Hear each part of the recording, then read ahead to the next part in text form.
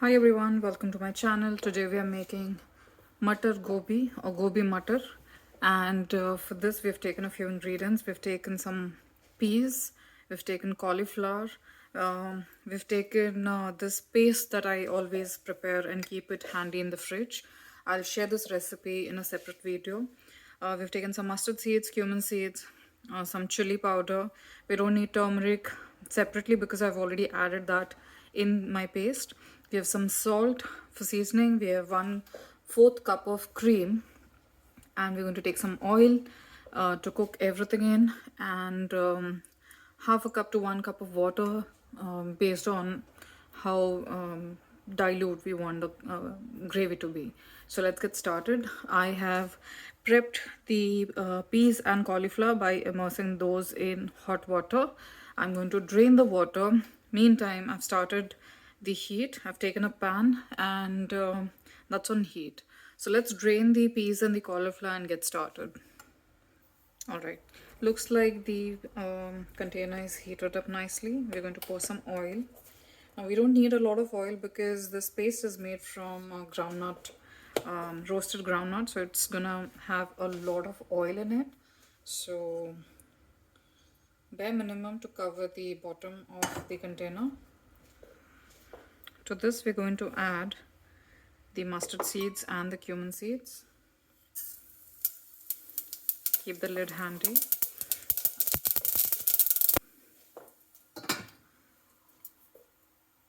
Okay. To this we're going to add this paste.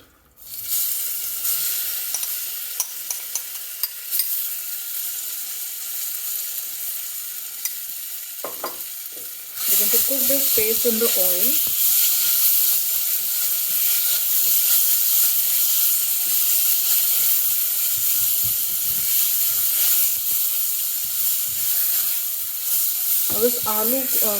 This Mutter Gobi or Gobi Mutter is the Maharashtrian version. Whenever Maharashtrians cook any of the gravy, they use a lot of groundnut in their curries, and that's what we've done.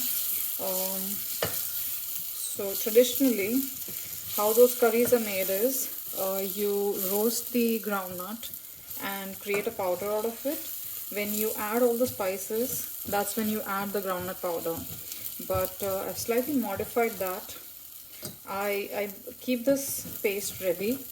I prepare this paste, and whenever I want to make the curry, I just use the paste. It's just much faster. I don't use this paste for more than a week because I don't deep freeze it. I just put it in the refrigerator. It just helps in everyday cooking. It's just much more faster. So we're going to cook this paste for another 5 to 10 minutes so that all that the water content from the paste is evaporated. It's nicely cooked, and then we'll add the peas to it. When you see all that oil is released from this paste, at this point we're going to add the peas. I've drained the peas already. We need to cook the peas first because I've taken the frozen ones. You get this typical frozen taste in these peas, so we just are going to slightly toss it, saute for like 5 to 10 minutes until that frozen taste gets evaporated. Also at the same time, the paste is going to continue cooking.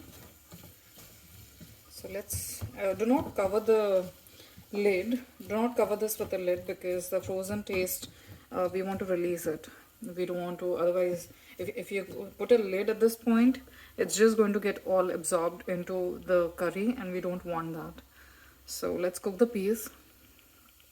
As soon as you notice that the peas are almost starting to cook, at this point we're going to add the red chili powder because the paste is not very spicy. It only has got a couple of green chilies.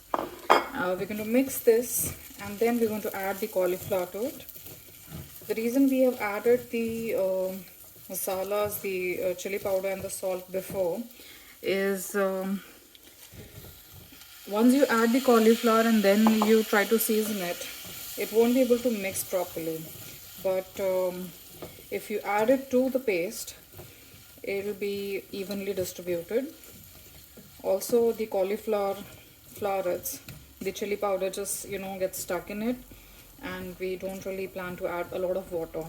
So instead, better to add the seasoning in the masala or in the paste rather than after adding the cauliflowers. So let's wait for the cauliflower to cook, and the next step is to add some water. As soon as you notice that cauliflower is like almost half cooked or almost getting there, we've taken a half cup of water. We're going to put some water and bring all of that together.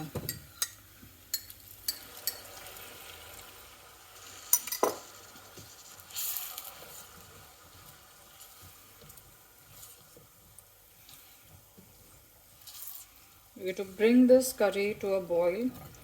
The groundnut powder helps thicken the gravy and a very nice texture. It gives you a very nice texture.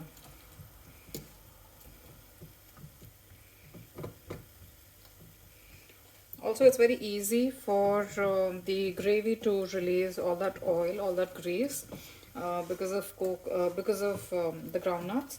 So we're going to just cover the lid, leave it on simmer for like 5 to 10 minutes until all that grease is released, and then we're going to add the cream to it. Let's have a look. Okay, it's looking nice. It is thickened really nicely. At this point we're going to add the cream. I'm not really sure how that is going to affect the taste. This is probably the first time that I'm adding cream to groundnut gravy. Okay, never mind. So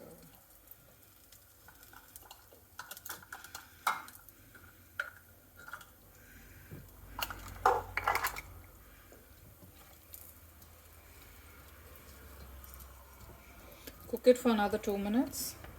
Mix it really well so that the cream is mixed really well with the gravy.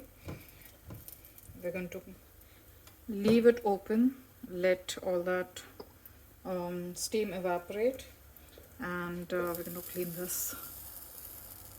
Alright, we're back. This is nicely incorporated. The smell is amazing. I haven't yet tasted this, but I am sure it will be equally amazing. I hope you do try this recipe at home.